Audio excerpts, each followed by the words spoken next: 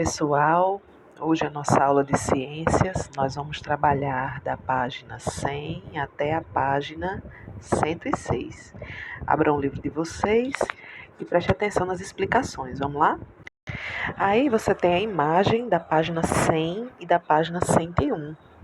Percebam que nós vamos começar uma nova unidade e vamos falar sobre a energia transforma. Como nós transformamos as coisas através da energia. Iniciaremos hoje a unidade 6. E o que é que nós vamos ver na unidade 6? Entender o que são transformações, compreender que existe energia envolvida nas transformações, reconhecer de onde vem a energia do nosso corpo e identificar as fontes de energia ao nosso redor. Tá? E aqui, que imagem nós temos aqui? Aí já está escrito na parte de baixo. É sempre bom vocês acompanharem esse vídeo, da aula de hoje com o livro, tá? O livro aberto. E aí nós temos um menino tomando sorvete. Percebam que ele está tomando um sorvete de chocolate que está se derretendo todinho, né? E pela foto dá pra gente observar que tá um sol, né? Um sol forte, provavelmente tá calor, ele está se refrescando com esse sorvete. Aqui na página 100, nós temos algumas questões norteadoras, que vai fazer com que a gente reflita sobre o assunto que a gente vai estudar nessa unidade. Observe a imagem e converse com seus colegas. A imagem que ele fala é a imagem, vocês vão ficar aí observando a imagem do menino tomando sorvete. Aí nós temos a primeira pergunta. Lembrando que essas perguntas de início de unidade não é preciso responder, tá? É só pra gente discutir. Pergunta número 1. Se você demorar para tomar um sorvete em um dia quente, o que acontecerá? Vai acontecer, gente, o que aconteceu aqui, Se a gente demora para tomar o sorvete vai derreter todo, Questão 2. A textura do sorvete derretido é igual à textura do sorvete gelado? Assim que você pega o sorvete que tira do freezer, a textura fica igual ou modifica? Modifica. Quando você tira um sorvete do freezer, ele é durinho, ele é macio, ele não fica se derretendo todo, mas a partir do momento que você deixa ele derreter, ele vira líquido. 3. Você sabe por que o sorvete passa por essa transformação? Na fabricação do sorvete, vou voltar aqui na imagem, na fabricação do sorvete, gente, se faz o sorvete a partir de ingredientes líquidos e sólidos. Faz-se a mistura, Como a gente viu na aula passada, que a gente falou sobre as misturas, A gente viu que as misturas podem ser homogêneas e heterogêneas, E o sorvete, a olho nu, é um exemplo de uma mistura homogênea. Então, se faz a mistura. Geralmente no sorvete, se o sorvete for industrializado, ele vai levar água ou leite,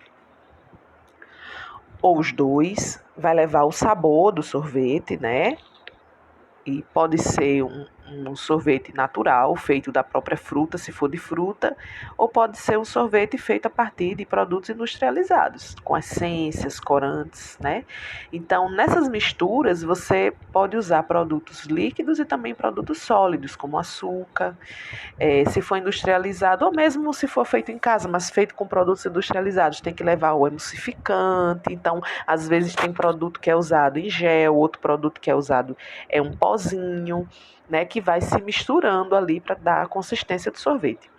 Após a mistura feita, leva-se esse sorvete para o freezer, para passar ali algumas horas até que ele fique congelado.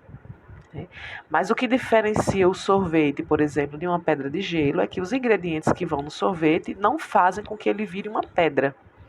Ele fica macio, Ele fica fácil de manusear, Então, nessa pergunta 3, você sabe por que o sorvete passa por essa transformação? Então, ele sai, digamos, do estado líquido, quando se misturou, e vai para o estado sólido, Que a consistência do sorvete, por ser uma consistência macia, é até difícil da gente dizer que é sólido. Mas vamos dizer que ficou sólido, porque ficou duro lá no freezer. E depois, se você deixar ele derreter, né, ele volta para o estado líquido de antes, porque derreteu, né? Então, ele saiu do freezer, a temperatura aumentou e ele voltou a derreter.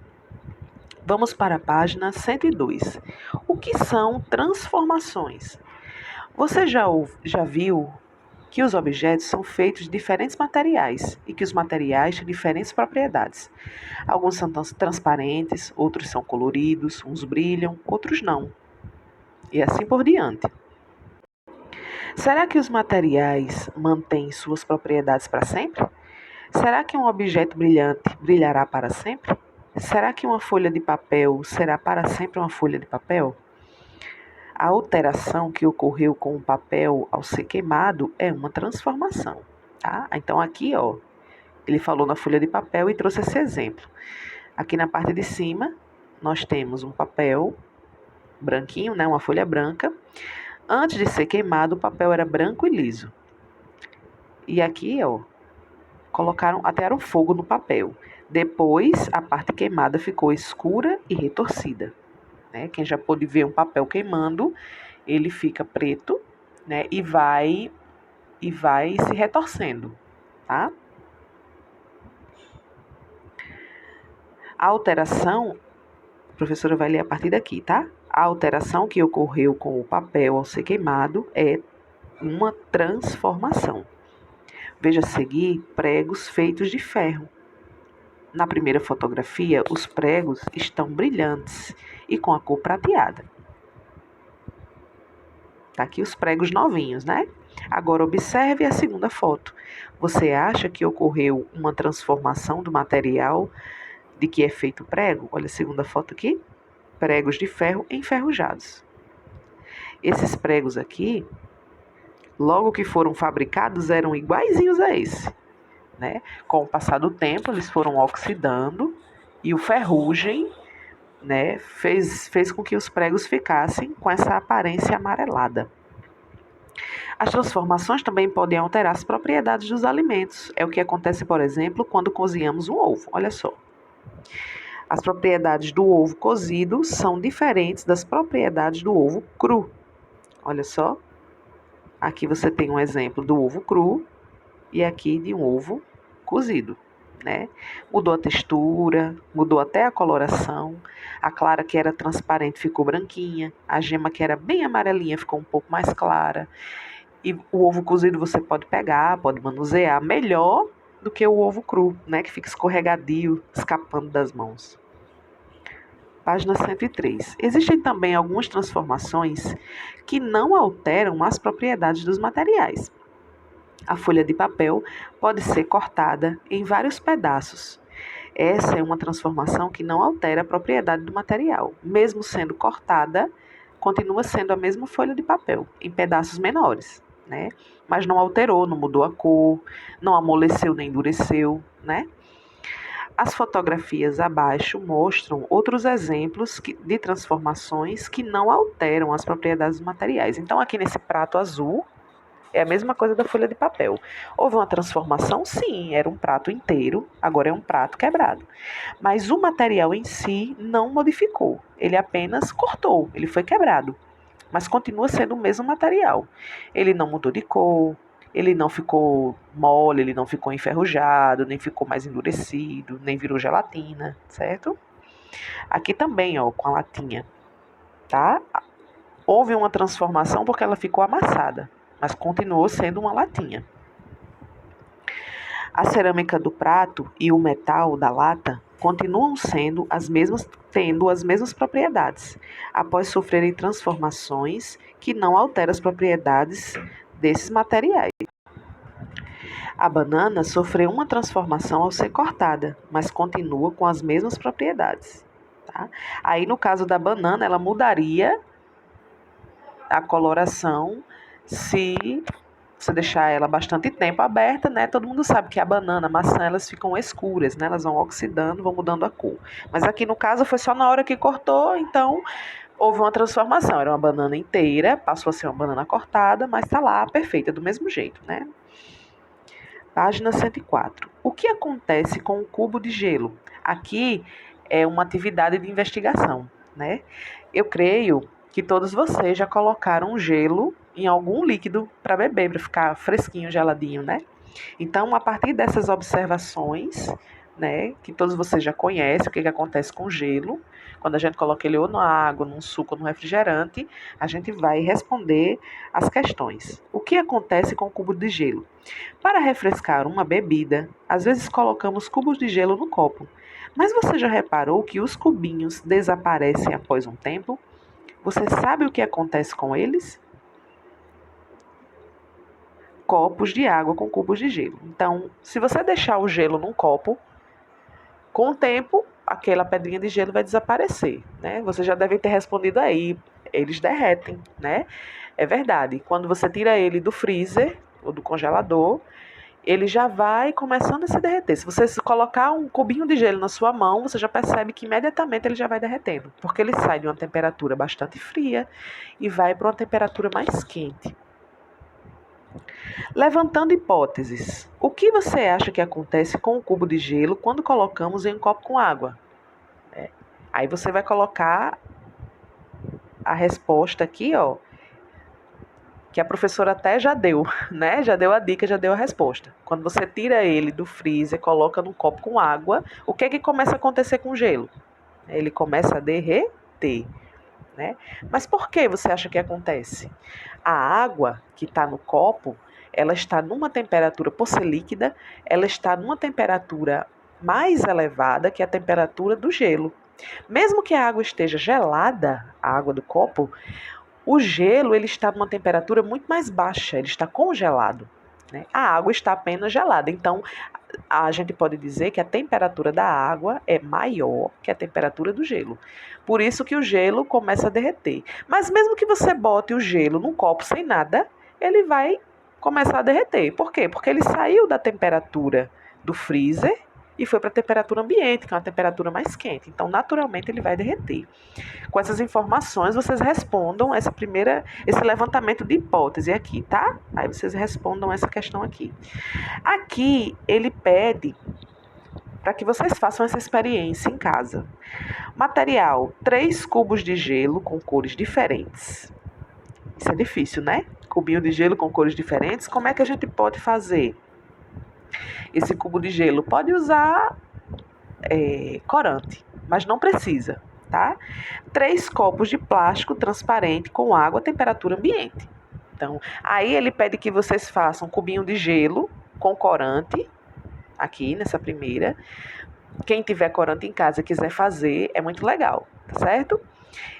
Nessa segunda aqui, o material que ele pede são 3 copos de plástico, pode ser descartável, mas desde que seja transparente, com água a temperatura ambiente, a água que você tira da torneira, né?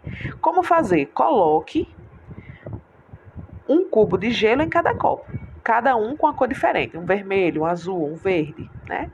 Aguarde alguns minutos e observe o que acontece com os cubos de gelo. Você pode fazer isso aí também, gente, só com o gelo e a água. É só para você observar o gelo derretendo, tá? Página 105. Conclusão. Pronto, aí você vai aguardar aquele gelo derreter para responder a questão 1, 2 e 3. Questão 1. Após um tempo, o que aconteceu com os cubos de gelo nos copos? Pode-se dizer que eles desapareceram? Vocês vão pensar e vão responder. Questão 2. Imagine agora que você quisesse obter os cubos de gelo de volta. Isso seria possível? Se sim, de que maneira? Vão pensar e responder a questão 2. Questão 3. Sua hipótese estava correta? Explique. A hipótese que ele pergunta se estava correta é essa aqui, tá? No final da experiência, vocês vão dizer se a hipótese estava correta. O gelo derreteu, né? Aquilo que a professora já explicou. Quem tiver um pouquinho de dúvida, volta um pouco o vídeo, tá?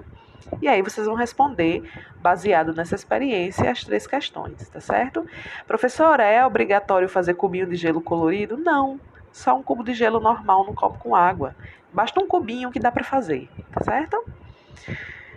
E a nossa última página de hoje, agora é com você, uma atividade, né? A página 106, questão de número 1. Assinale com X as situações em que ocorreram transformações que alteraram as propriedades do material.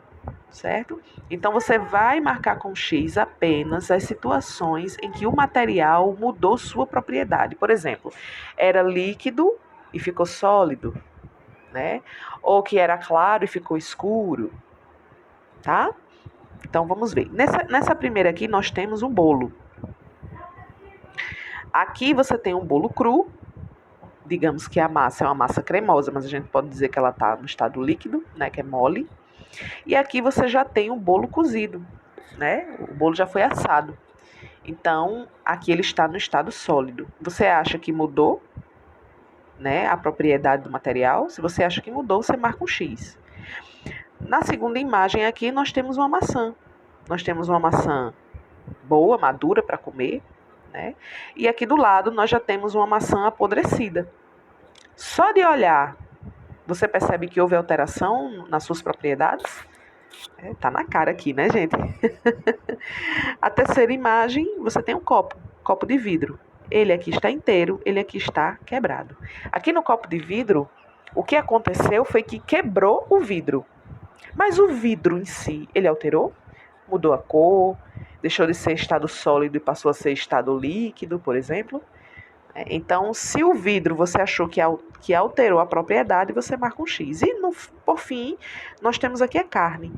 No primeiro aqui, nós temos uma carne crua, sendo assada numa panela, e aqui no outro, a carne já está totalmente cozida, está pronta para comer. Observando a carne, ela crua e cozida, ela mudou? Ela alterou as suas propriedades? Né? Aí, se você achar que mudou, você marca um X na carne. Questão de número 2. Descreva suas transformações. Descreva duas transformações que fazem parte do seu dia a dia. Cite uma que altera as propriedades do material e outra que não altera. Tá? Fica mais fácil, gente, a gente observar essa alteração do dia a dia com os próprios alimentos. Arroz, feijão, né? Uma água que ferve e que evapora, né? Então, fica mais fácil da gente observar nos alimentos essas alterações, tá? Mas vocês podem pensar outras alterações no dia a dia. Ele quer que você coloque aí na questão 2, uma que altere a propriedade e outra que não altere a propriedade, tá? Alguma transformação que é feita aí na sua casa, mas que não altera a propriedade do material, tá bom? A nossa aula fica por aqui, até a próxima aula, se Deus quiser.